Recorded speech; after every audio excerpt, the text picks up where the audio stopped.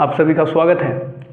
पिछले पार्ट्स में हम लोगों ने जो परिमेय संख्याएं शुरू किए थे ये नया बुक से, ऐसे ओल्ड बुक पुराना बुक से मैंने पढ़ाया ही है आप लोगों का, लेकिन अब जो नया बुक सरकार आप लोगों को दी है बिहार सरकार, वो 6, 7, 8, 9 सबका सिलेबस जो है थोड़ा चेंज किया है। जैसे पुराना बुक में आपको पढ़ना था टोटल 16 चैप्टर, लेकिन इस बुक में जो आप लोगों को दिया है वो आप लोगों को 13 चैप्टर दिया है। क्या चैप्टर दिया है? 13, जिसमें ये भी बता दिया है, बहुत क्लियर किया है कि हमारा जो परीक्षा होगा अर्धवार्षिक यानी 6 माही, वो शुरू के 7 चैप्टर से ही आवेगा और ओकर बाद जो लास्ट परीक्षा दीजिएगा आप लोग वो 8, 9, 10, 11, 12, 13 से आवेगा। तो ये सबसे बड़ा आप लोग के लिए अपॉर्चुनिटी बता दिया है कि क्या क्या पढ़ना है। तो हम लोगों ने जान लिया था परिमेय संख्या के बारे में। पहला चैप्टर में आप नए हैं तो प्लेलिस्ट में जाके देख सकते हैं। तो आज हम लोग शुरू करते हैं जिसका नाम है परिमेय संख्याएं, लेकिन कुछ थोड़ा सा और रिवीजन कर लेते हैं जो पिछले पार्ट्स में हम लोगों ने पढ़े थे। वो क्या क्या पढ़े थे? जैसे प्राकृत संख्या क्या होता है, तो प्राकृत संख्या को आपने n से सूचित किया था और n बराबर आपने जाना था कि जो 1 से शुरू होती है संख्याएं वो प्राकृत संख्याएं होती है। कहाँ तक जाएगा ये पता नहीं है। क्लियर हो गया? यहाँ तक 1 से शुरू होता है। तो आपसे सवाल आए कि सबसे छोटी प्राकृत संख्या क्या है, तो 1 है। सबसे बड़ी पूछे तो मालूम नहीं, आप परिभाषित हो।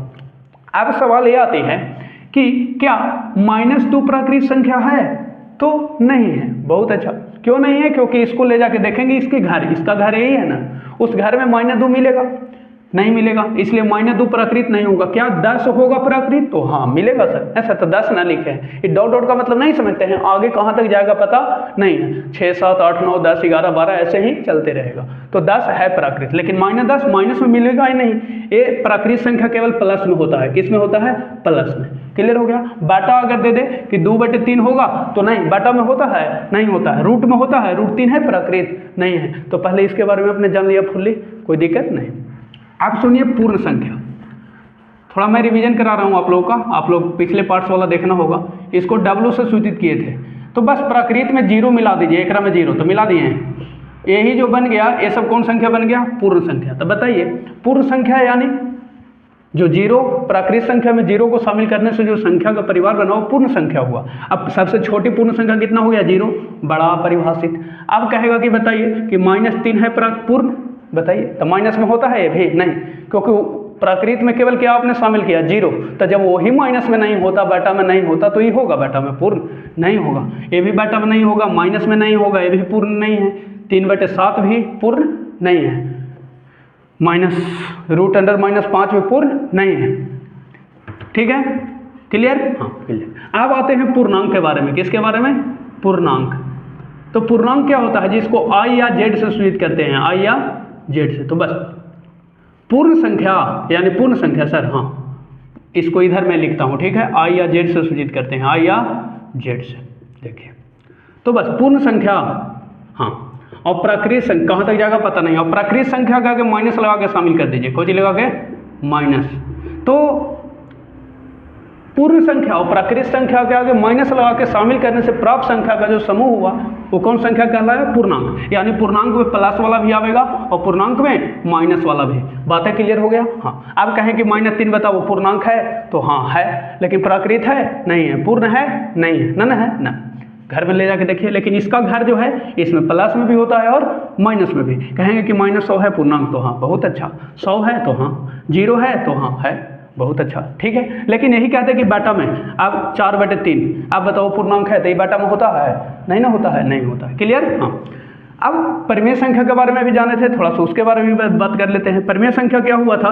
तो ये सब संख्याओं के समूह, सब संख्याओं के समूह और जो बेटा के रूप में हो। किसके रूप में? जो P/Q के रूप में व्यक्त किया जा सके, जहाँ P/Q पूर्णांक और नीचे वाला का मान 0 नहीं होना चाहिए, ये 0 नहीं होना चाहिए। जैसे आ जाए नीचे 0, नीचे 0 आ गया, लिखा लेकिन नीचे 0 नहीं होना चाहिए। इसका परिभाषा बताता है कि जो P/Q के रूप में हो लेकिन नीचे 0 नहीं हो। अगर नीचे 0 हो गया तो ये परिमेय संख्या नहीं है, ये परिमेय संख्या नहीं है। लेकिन यही 0 ऊपर कर दे और नीचे कर दे तो ये हो गया परिमेय, ये हो गया परिमेय। केवल नीचे के लिए कंडीशन लगाया है। 7/2 भी क्या है? परिमेय। 8 भी क्या है? परिमेय। 9 भी क्या है? परिमेय। -1 भी क्या है? परिमेय। क्योंकि P/Q के रूप में लिख सकते हैं 8 को ऐसे, 8/1। क्लियर हो गया यहाँ तक। तो अब हम लोग पढ़ने वाले हैं परिमेय संख्याओं का गुणधर्म। क्या पढ़ने वाले हैं? गुणधर्म, कि जो परिमेय संख्या उसका क्या क्या गुणधर्म होते हैं। तो देखिए इसके कई गुणधर्म होते हैं, लेकिन आपको जो बेसिकली समझना है वो समझना है संवृत नियम, जिसको मम्मी कौन नाम दिए हैं? संवरक नियम। कौन नियम? संवरक। फिर है दूसरा क्रम विनिमय नियम, कम्यूटेटिव लॉ। तीसरा जो है सहचर नियम यानी एसोसिएटिव लॉ, इसी को सहचरी नियम के नाम से भी जानते हैं। फिर हम लोग वो भी जानेंगे बंटम नियम, गुणात्मक तत्समक, गुणात्मक प्रतिलोम, योज प्रतिलोम। ठीक है, तो हेडिंग रहेगा परिमेय संख्याओं के गुणधर्म। तो हेडिंग आप लोग बीच में दीजिएगा कॉपी के, ठीक है, जैसे मैंने बीच में दिया है बोर्ड के, ये परिमेय संख्या का गुणधर्म। तो लिखिएगा इसके निम्नलिखित गुणधर्म है। तो ये है इसके गुणधर्म कुछ तीन जो हैं, जैसे संवृत या संवरक नियम, क्लोजर लॉ, क्रम विनिमय नियम, कम्यूटेटिव लॉ, सहचर नियम या सहचर्य नियम। इसको अब करना क्या है? तो गणित की मौलिक संक्रिया से रिलेट करना है। गणित की मौलिक संक्रिया क्या है? तो आप जानते हैं, ऐसे लिख लीजिए नोट करके कि गणित की मौलिक संक्रिया 4 है। कितने हैं? 4। जोड़, घटाओ, गुणा और भाग। तो ये 4 है गणित की मौलिक संक्रिया यानी फंडामेंटल ऑपरेशन, है ना? ऑपरेशन, हाँ ठीक है, ऑपरेशन मैथ में भी होता है। हाँ, 4 गो ऑपरेशन होता है, जोड़, घटाओ, गुणा और भाग। गणित के आपसे सवाल करिए कि गणित की कितनी मौलिक संक्रिया है, तो 4। क्या वो है? 4। जोड़, घटाओ, गुणा और भाग। क्लियर हो गया। अब बारी बारी से संवरक जो संवृत नियम है, जो आपने संख्याएं पढ़ा, जैसे प्राकृत संख्या पढ़ा, तो प्राकृत संख्या पे मौलिक संक्रिया की जांच करेंगे। अगर ये करने पर अगर सच में प्राकृत आ जाता है तो वहां लागू होगा संवरक नियम, और नहीं अगर आता है तो नहीं होगा। ना समझ में आएगा समझ में। हमने ये बोला कि संवरक नियम जांच करना है कोई भी संख्या, जैसे प्राकृत संख्या है, पूर्ण संख्या है, पूर्णांक है, परिमेय। अभी तो यही पढ़ा है ना 4। कौन कौन? प्राकृत, पूर्ण, पूर्णांक और परिमेय। वो सभी को बारी बारी से मौलिक संक्रिया पे जांच करेंगे। किस पे जांच करेंगे? मौलिक संक्रिया पर। संवरक नियम पहले जांच करेंगे, संख्या किस किस पे लेके? प्राकृत, पूर्ण, परिमेय और क्या हो गया? पूर्णांक। ठीक है, तो पहला रहेगा संवरक नियम की जांच। किसका रहेगा? संवरक। और कौन पे जांच करेंगे हम लोग? प्राकृत पे। ठीक है, तो जैसे जैसे मैं लिख रहा हूं वैसे आप लोग लिख लीजिए। अब पहला हेडिंग जैसे मैं दूंगा वैसे ही देना है। ठीक, देखिए ऐसे ही दीजिए आप लोग, संवरक यानी संवृत नियम, क्लोजर लॉ, जिसमें पहला हम लोग पढ़ेंगे पूर्ण संख्या के लिए। ठीक है, चलिए। तो ये संवरक नियम पहले होता क्या है? बहुत सारे बच्चे कह रहे हैं कि किसे कहते हैं सर संवरक संवृत नियम। तो मैंने लिख दिया कि किसी भी संख्याएं पर मौलिक संक्रिया करने पर, कोई भी संख्या, तो संख्या क्या क्या आपने पढ़ा जी? प्राकृत पढ़ा। क्या क्या पढ़ा? प्राकृत पढ़ा। तो उस पर मैं लोग जांच करेंगे मौलिक संक्रिया लेके। तो मौलिक संक्रिया क्या क्या पढ़े? जोड़, घटाओ, गुना और भाग, यही ना पढ़े हैं आप मौलिक संक्रिया। तो कोई भी संख्या पर, चाहे प्राकृत संख्या पर मौलिक संक्रिया करिए, चाहे पूर्ण पर, चाहे पूर्णांक पर, चाहे किस पर? परिमेय पर, किसी पर करिए। अगर मौलिक संक्रिया करने पर, मान ली प्राकृत लिया और प्राकृत पे जोड़, घटाओ, गुना किए, अगर करने के बाद प्राकृत मिल जाता है तो वहाँ संवृत नियम लागू होगा, संवरक नियम मान्य होगा। और अगर नहीं आवेगा तो वहाँ लागू नहीं होगा। क्लियर हो गया फुल्ली? जैसे मैंने कहा कि 3 में 8 घटाओ प्राकृत संख्या के लिए, तो माइनस मिला 5। बताओ ये प्राकृत संख्या है? नहीं ना है। तो बताओ कि प्राकृत हमने लिया और -5 नहीं मिला ऑपरेशन करने पे, तो बताओ यहाँ लागू होगा घटाओ के लिए? प्राकृत पे नहीं होगा। फिर मैं आगे चलूंगा, वो क्लियर होगा आप लोगों का। तो यहाँ तक एक परिभाषा क्लियर हो गया। अब हम लोग चलते हैं पहला पूर्ण संख्या पे पहले। ठीक है, देखिए तो ये पहला है, मैं ए पूर्ण संख्या, फिर बी चलूंगा, आप लोग के आगे भी प्राकृत पे भी जांच करूंगा, सी में चलूंगा, पूर्णांक पर भी जांच करके बताऊंगा कि संवरक नियम लागू होता है कि नहीं सब पे। ठीक है, तो पहला है पूर्ण संख्या पे संवृत नियम की जांच। तब पूर्ण संख्या के बारे में जानना ना होगा? हाँ जानना होगा सर। तो पूर्ण संख्या के बारे में आप जानते हैं, क्या जानते हैं? कि 10 से शुरू होता है ना? 0 से। कहाँ से? 0 से। वाह, बहुत अच्छा, गुड। कहाँ तक जाता है पता नहीं, यही है पूर्ण संख्या। ठीक है, पूर्ण संख्या पे जांच करते हैं। जैसे पहला हम लोग लेते हैं, पहला लेते हैं किस पर? पहला लेते हैं जोड़ पर। किस पे?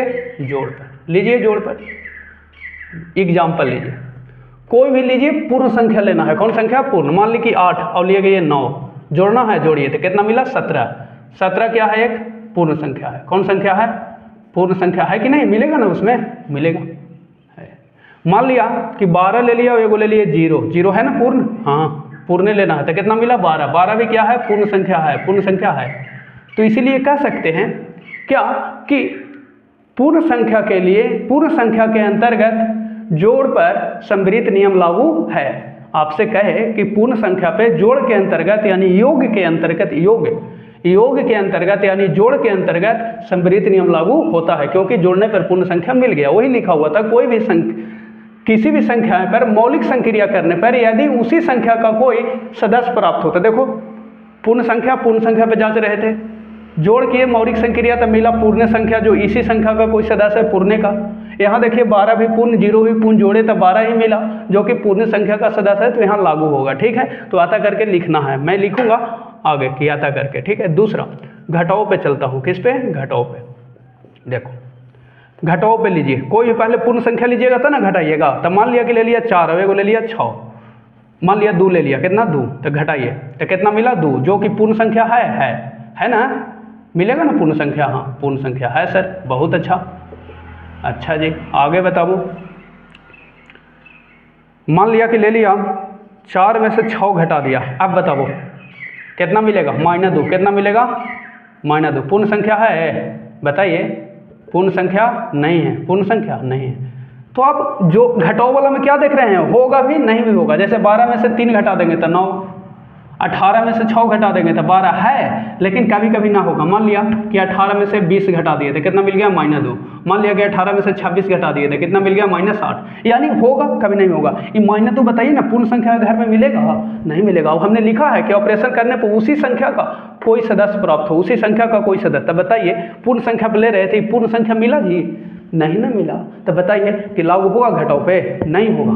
कभी आ रहा है कभी ना आ रहा है। नियम क्या होता है? नियम क्या होता है? गुण क्या होता है? जो हमेशा सर्वमान हो, यूनिवर्सल हो। तो यूनिवर्सल ही हो रहा है, घटाओ पे नहीं हो रहा है। तो इसीलिए कह सकते हैं कि पूर्ण संख्या के घटाओ के लिए संवृत्त नियम मान नहीं है। क्लियर हो गया? सवाल फिर से सुनिए, ऑब्जेक्टिव बहुत BCST में पूछा है, Bihar council science and technology में, कि बताइए पूर्ण संख्या के लिए संवृत्त नियम घटाओ पर लागू होता है कि नहीं, तो आपको कहना नहीं।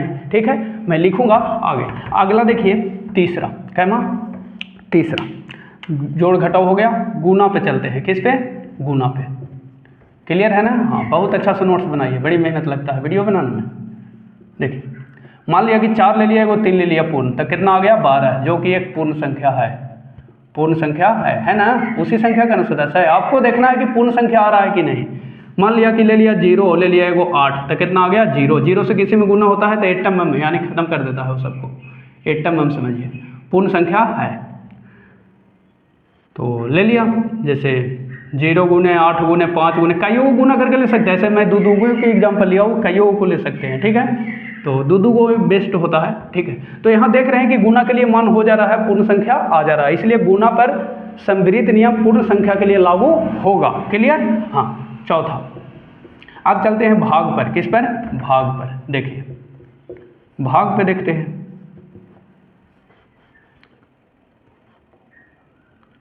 मान लिया कि 4 भागा 2, तो 4/2 कट के आ गया कितना? 2, जो कि पूर्ण संख्या है। पूर्ण संख्या है ना? हाँ पूर्ण संख्या आना चाहिए। अब देखो मान लिया कि 8 में भागा दे दिए, मान लिया कि 6 से, तो 8/6, तो कट के आवेगा 4 और ये आवेगा 3, 3 दूनी 6, 4 दूनी 8। ये बताइए पूर्ण संख्या है ये बताइए ना। ना है ना है, तो एकरो में होगा और नहीं होगा। कभी पूर्ण संख्या आवेगा और कभी नहीं आवेगा। जैसे 12 में भाग दे दीजिए 6 से, तो आ गया 2। 12 में भाग दे दीजिए 4 से, आ गया 3। है कभी है और कभी नहीं है और कभी नहीं। तो नियम वो नहीं जो हमेशा के लिए सही हो, ये हमेशा सही नहीं हो रहा है। तो घटाओ और भाग पर पूर्ण संख्या के लिए संवृत्त नियम लागू नहीं होगा। क्लियर? क्लियर। तो ये आप लोग को राइट डाउन कर लेना है। ठीक है, कि पूर्ण संख्या के योग के अंतर्गत संवृत्त है, अर्थात इसी को दूसरी लैंग्वेज में लिख सकते हैं कि पूर्ण संख्या पर जोड़ के लिए, योग के लिए संवृत्त नियम लागू होता है। यानी जोड़ पर लागू होता है फाइनल, घटाओ पे नहीं होता है, गुना पे होता है पूर्ण संख्या के लिए, भाग पर नहीं होता। अब यहाँ पर ए जो था बी करिएगा, पूर्ण संख्या पे जांच हो गया। अब हम लोग जानने वाले हैं प्राकृत पर। तब प्राकृत पर भी जब पूर्ण पे नहीं हुआ घटाओ के लिए, तब प्राकृत पर भी क्या होगा? नहीं होगा। प्राकृत पर भी नहीं होगा। चलते हैं देख के उस पर। प्राकृत पे भी नहीं होगा कहने का मतलब है घटाओ पे लागू नहीं होगा और भाग पे लागू नहीं होगा। अच्छा गुना पे होगा लागू? गुना पे हो जाएगा, जोड़ पर भी हो जाएगा। देखिए अब आप लोग बी लिखिएगा, प्राकृत संख्या पर संवृत्त नियम। तो प्राकृत संख्या के बारे में जानना होगा ना? हाँ जानना होगा। प्राकृत संख्या 0 से शुरू होता है कि 1 से? 1 से। ठीक है, देखिए कहाँ तक जाएगा पता नहीं है। तो बस जोड़ के लिए जांचना है तो प्राकृत संख्या ही लेना है। जीरो ले सकते हैं? नहीं ले सकते, नहीं ले सकते। प्राकृत 1 से शुरू होता है तो 1 लीजिए और कोई भी ले लीजिए, मान लीजिए कि 7 ले लिया और ले लिया 8, तो कितना आ गया 15, जो कि प्राकृत संख्या में मिलेगा, मिलेगा ना? हाँ, प्राकृत संख्या है। और भी ले लीजिए कम से कम 2 एग्जाम्पल, मान लिया कि 5 ले लिया, एगो ले लिया 4, तो कितना मिला 9, जो कि प्राकृत संख्या है। क्लियर है? तो इस पे लागू होगा, इस पे लागू होगा, कोई दिक्कत नहीं ना है ना। दूसरा देखिए घटाओ पर, किस पर? घटाओ पर।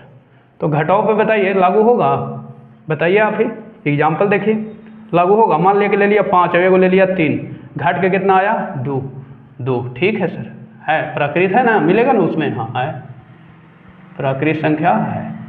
अब बताइए एगो ले लिए मान लिया कि 4, एगो ले लिया मान लिया कि 6, तो घट के आवेगा -2, या कोई भी ले लीजिए मान लिया कि 7 ले लिए तो कितना आवेगा -3 आवेगा घट के। घटाओ आता है ना? हाँ, ना आता है तो हमारा प्ले लिस्ट में जाके बेसिक मैथ्स के वीडियो आप देख सकते हैं, बेसिक ऑपरेशन के, जोड़ घटाओ गुना और भाग कैसे घटाना है। 4 में से 7 घटेगा -3, यानी ये प्राकृत संख्या नहीं है। माइनस मिलेगा उसमें, बताइए ना, प्राकृत संख्या नहीं है। और भी ले सकते हैं कि 8 में से 8 घटावेंगे तो कितना आ गया 0, 0 है प्राकृत, बताइए ना। बहुत सारा आप एग्जाम्पल ले सकते हैं। तो यहाँ कह सकते हैं कि ये सब प्राकृत संख्या नहीं है, 0 है प्राकृत, मिलेगा नहीं, तो कह सकते हैं घटाओ पे लागू नहीं होगा। तीसरा देखिए, तीसरा है गुना पर। किस पे? गुना पे। चलिए गुना पे भी मैं जांच लेता हूँ। मान लिया कि ले लिया 7, अब एगो ले लिया 4, 7 चौके 28, 28 मिलेगा प्राकृत, कहीं भी मिलेगा करेगा, गुना करिएगा तो प्राकृत संख्या है, प्राकृत संख्या है। एगो ले लिया कि मान लिया कि 4 गुने 2 कितना मिल गया 8, ये भी प्राकृत संख्या है, यानी गुना के लिए लागू होगा, कोई दिक्कत नहीं। हाँ, चौथा देखिए, चौथा नाम है भाग के लिए। किसके लिए? भाग के लिए। एग्जाम्पल जैसे मान लिया कि 5 में 5 से भागा दिया तो 5/5 कितना कट के आवेगा 1, जो कि प्राकृत संख्या है, प्राकृत संख्या है सर? हाँ है। एगो मान लिया कि 10 में भागा दिया, मान लिया कि 20 से, तो 10/20। बहुत सारे बच्चे गलती कर देते हैं, 20/10 इसको लिख देता है, नहीं, शुरू वाला ऊपर, बाद वाला नीचे, ठीक है, ये गलती है लिखना। तो 0 0 कट गया, यानी 1/2। अब बताइए कि 1/2 मिलेगा प्राकृत? बटा में होता है ना, होता है, प्राकृत संख्या नहीं है, प्राकृत संख्या नहीं है। तो यहाँ पर पूर्ण संख्या के लिए देख लिए थे कि जोड़ और गुना पे लागू हुआ, तो प्राकृत के लिए भी जोड़े और गुना पे लागू हो रहा है, लेकिन एकरा पे हो रहा है नहीं, कभी मिल रहा है प्राकृत, कभी नहीं मिल रहा है, तो नियम से हटा दीजिए, वो नियम के अपवाद है। तो यहाँ कह सकते हैं कि अतः घटाओ और भाग के लिए नहीं होता है लागू। तो आप लोगों ने देखा कि प्राकृत संख्या के जोड़ के अंतर्गत समृद्ध है, यानी प्राकृत संख्या के जोड़ के लिए समृद्ध नियम लागू होता है। नीचे फिर प्राकृत संख्या घटाओ के अंतर्गत समृद्ध नहीं है, यानी घटाओ के लिए समृद्ध नियम लागू नहीं होता है। किस पर? प्राकृत संख्या पे। कौन संख्या पे? प्राकृत संख्या का होना बहुत जरूरी है। गुना के लिए प्राकृत संख्या अंतर्गत समृद्ध है, होता है लागू। प्राकृत संख्या भाग के अंतर्गत समृद्ध नहीं है, इसलिए भाग को प्राकृत संख्या पर लागू समृद्ध नियम नहीं। अब दीजिएगा, ये प्राकृत पे हो गया, अब दीजिए पूर्णांक पर समृद्ध नियम, ठीक है। अब लोग पूर्णांक पे जांच करते हैं समृद्ध नियम। तो सबसे पहले समझना है पूर्णांक। तब पूर्णांक में जानते हैं कि प्लस वाला भी होता है और माइनस वाला भी होता है, लेकिन बेटा में नहीं होता है। जैसे 0 1 2 3 4 कहाँ तक जाएगा पता नहीं है। माइनस में भी होता है ना, -3 -4 कहाँ तक जाएगा माइनस में पता नहीं, यानी प्लस वाला भी होता है माइनस वाला, ये समझना होगा आपको। नहीं समझिएगा तो नियम नहीं आवेगा समझ में, क्योंकि ऑपरेशन करना है। कौन ऑपरेशन करना है?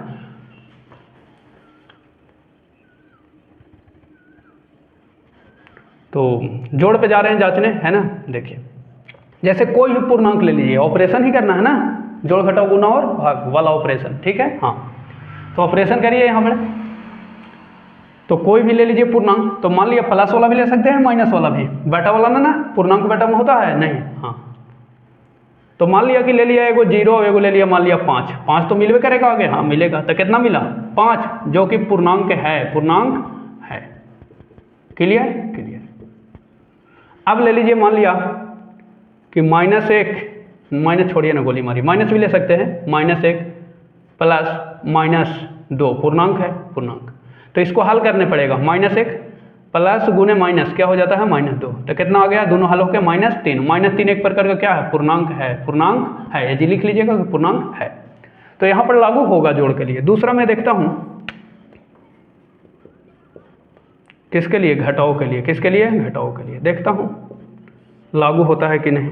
एग्जाम्पल, तो कोई भी पूर्णांक ले लीजिए, मान लिया कि 7 ले लिया, एगो ले लिया 4, घटा दिया तो कितना आया? 3, जो कि पूर्णांक है। पूर्णांक है। अच्छा, एगो मान लिया कि ले लिया 12, अब एगो ले लिया मान लिया 15, तो आ गया -3, जो कि माइनस में भी मिलता है ना? हाँ मिलता है, तो ये पूर्णांक है। तो लागू घटाओ पे भी इसमें हो गया। देख लिया ना, कन्फ्यूज नहीं ना है। -3 जो है एक प्रकार का पूर्णांक है, लेकिन पूर्ण संख्या ना था -3, तो लागू हुआ था घटाओ पे? नहीं, प्राकृत पे भी नहीं हुआ था, कोई दिक्कत नहीं। आगे देखिए तीसरा, गुना पे चल रहे हैं। किस पे?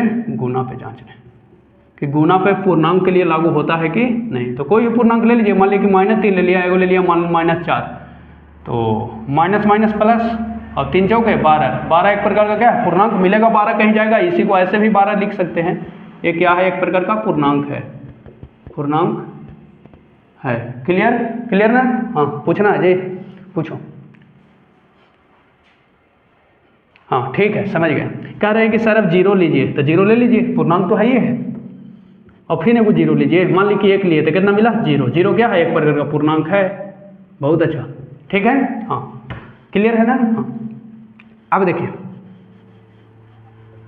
अब लेते हैं चौथा। चौथा क्या है? भाग पर। क्या है? भाग पर। लीजिए, मान लिया कि ले लिया 6, भागा दे दिए कितना से? 3 से, तो कितना मिला? 6/3, काट के कितना? 2। 2 क्या है? एक प्रकार का पूर्णांक है। पूर्णांक है। क्लियर? एगो मान लिया कि ले लिया 8, और एगो ले लिया मान लिया कि 10, तो 8/10, माइनस में भी आप ले सकते हैं, कोई दिक्कत नहीं। तो 4 दूनी 8 और 5 दूनी 10, 4/5। अब बताइए कि बेटा वाला मिलता है वहाँ पूर्णांक?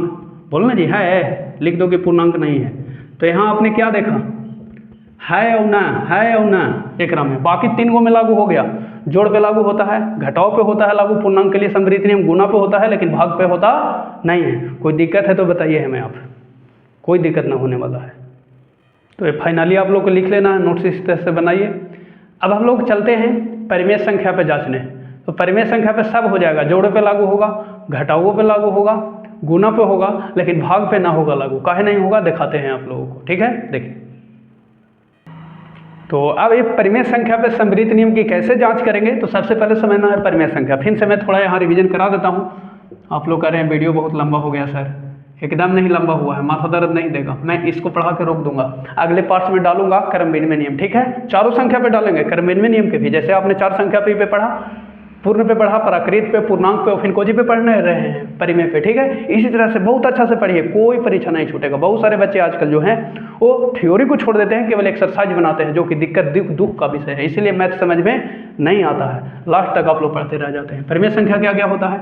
0 होता है, 1 होता है, -1 होता है, -2/3 होता है, 8/0 होता है। बताओ 8/0 होता है जी? बेटा में 0 आ गया तो होगा परिमेय? बताओ, बेटा में अगर 0 आ गया तो परिमेय नहीं है, क्योंकि परिमेय का परिभाषा ही है जो P/Q के रूप में हो, लेकिन नीचे वाला 0 ना हो। अगर नीचे 0 हो गया तो परिमेय संख्या नहीं है, जैसे 0/0 परिमेय नहीं है। ऊपर 0 होगा हो जाएगा परिमेय, ऊपर 0 होगा, लेकिन नीचे अगर 0 आ गया तो परिमेय नहीं है। आप देखिए, इसी सब चीज़ को आपको लोग को देखना है, ठीक है।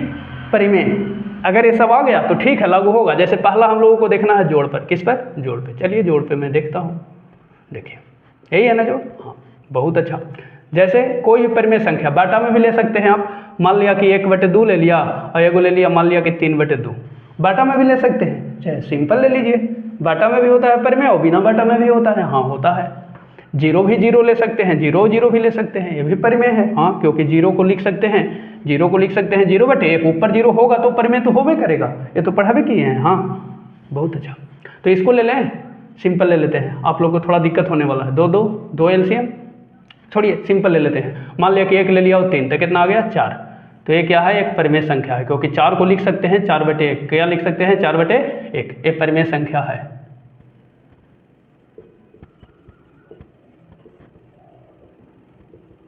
ठीक है। हाँ, अब एग्जाम्पल ले लीजिए। मान लिया कि 8 ले लिया, एगो ले लिया 2, तो कितना हो गया? 10। ये भी क्या है? परिमेय संख्या है, ठीक है। तो लागू होगा इस पर, कोई दिक्कत ना ना।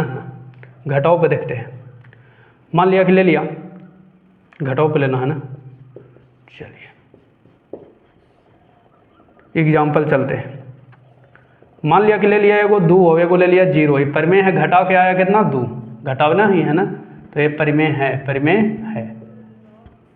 परिमेय संख्या है। अच्छा, एगो मान लिया कि ले लिया 8 और एगो ले लिया कितना 9, तो घट के कितना आया -1। ये भी क्या है, परिमेय है, इसलिए घटाओ पे लागू होगा, जोड़ पे भी होगा। गुना पे देखते हैं, है ना। चलिए, तीसरा आपका है गुना पर, देख लीजिए, एकदम दिक्कत नहीं होगा। जिस तरह से कॉन्सेप्ट दिया जा रहा है उसी तरह से बनाइए, सवाल करिए। जैसे 4 में गुना कर दिए 0 से, तो कितना आ गया 0, जो कि 0 क्या है, परिमेय संख्या। अब कह रहा है 0 कैसे हो गया सर, 0 एटम में किसी को छोड़ता ना है, अगर गिर गया एटम में तो पता है ना पूरा खत्म। तो 0 अगर गुना में आता है तो उसको एटम में नाम देते हैं। वो समझाने के लिए मेरा कॉन्सेप्ट है, आप लोगों का कुछ और होगा। तो 0 में अगर किसी से गुना, मान ली कि 8 गुने 9 गुने 5, एक वैल्यू कुछ और होगा, लेकिन जैसे एक में 0 गुना कर दिए तो पूरा कुछ हो गया 0। 1 गुने 1 से आवेगा 1, लेकिन एक मान ली कि 0 से गुना कर दिए तो कुछ हो गया 0। क्लियर? हाँ, तो ये आ गया कितना 0, 0 जो कि परिमेय संख्या है, ठीक। और भी ले लीजिए, मान लिया कि -1 और मान लिया कि -2, तो माइनस प्लस 1 दूनी 2। 2 एग्जाम्पल बहुत काफ़ी है, आप ज़्यादा भी एग्जाम्पल ले सकते हैं, एग्जाम्पल से सबके समझना है, ठीक है। हाँ, ओके, परिमेय संख्या मिल जाता है गुना करने पे। चौथा जो लास्ट है, इसका भाग पर जांच करना है, भाग पर होता है कि नहीं। देखते हैं भाग पर एग्जाम्पल। तो मान लिया कि ले लिया 8 और भागा ले लिया, मान लिया 2 को परिमेय संख्या ले सकते हैं, कोई भी या दोनों सेम ले लो। मान लिया कि ले लिया 2, तो 8/2 बराबर कितना कट के 4, जो कि परिमेय संख्या है। 4/1 लिख सकते हैं, परिमेय संख्या है, ठीक। अब ले लिया, मान लिया कि 3 और एगो ले लिया 0, क्या ले लिया 0, 0 भी परिमेय 3 भी परिमेय, तो 3/0, जो कि ये परिमेय है जी। बताओ P/Q नीचे 0 होना चाहिए, नहीं होना चाहिए, ये परिमेय नहीं है, ये परिमेय नहीं है।